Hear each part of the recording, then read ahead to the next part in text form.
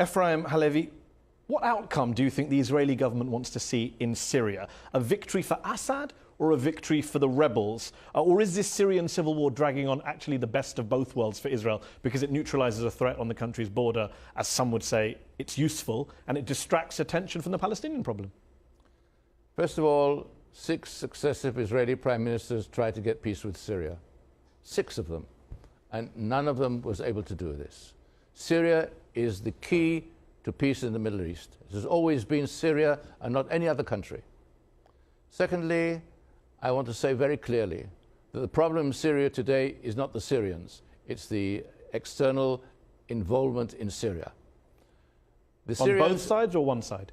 The Syrians entered a civil war. And within the last few years, at least 3 foreign elements have entered Syria. One was the Hezbollah, and Assad tried, with the help of the Hezbollah, to overcome the opposition, and the Hezbollah failed. Secondly, the Iranians came in, and they failed. They failed dismally. And then the Russians had to come in because the Iranians had failed, and the Russians came in, and they also... And they would all say foreign fighters came in on the other side. Foreign fighters are foreign fighters. But the Hezbollah had nothing to do there.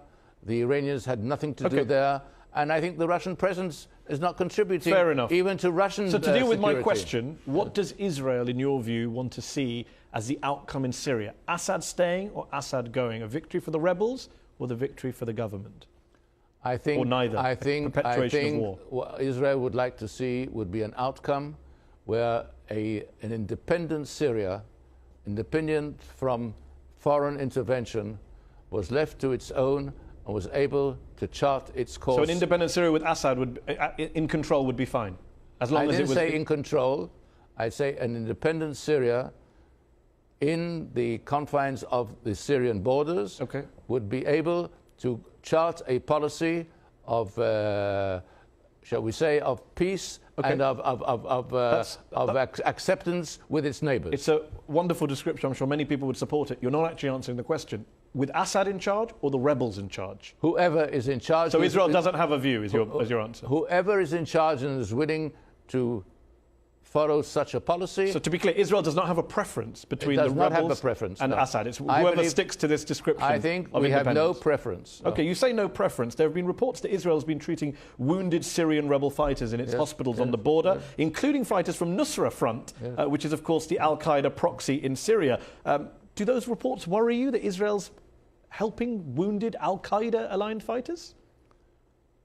As I said before, in a different context, it's always useful also to deal with your enemies in a humane way.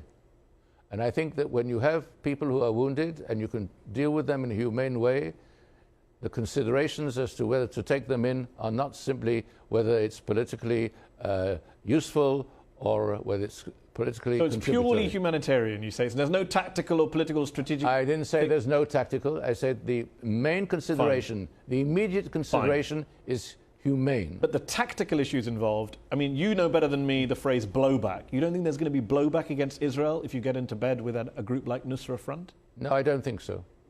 I don't think there's going to be blowback. Why?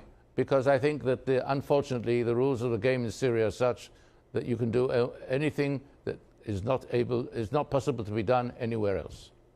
Yeah, I think people said that in Afghanistan too. Would you also treat Hezbollah fighters? No. I would not treat... Have you not just contradicted what you told me 60 seconds ago about humanely treating your enemies? No. I think as far as Hezbollah fighters are concerned, with them we have a different account. So let me be clear, you're happy to treat al-Qaeda fighters, but not Hezbollah fighters? We have a different account with Hezbollah, a totally different account, because Hezbollah has carried out the type of actions against us which preclude us from going into what the al-Qaeda has done. Al-Qaeda, to the best of my recollection, has up to now not attacked Israel. But it's attacked your number one ally and protector and sponsor, the United States of America. There is a quote-unquote war on terror being going on for 15 years. First of all, when it comes to fighting Al-Qaeda in intelligence and in other areas, yes, we are together with the United States on all these things. Okay. But so Israel was not specifically targeted by Al-Qaeda, And therefore, it's a different kind of account than we have with Hezbollah.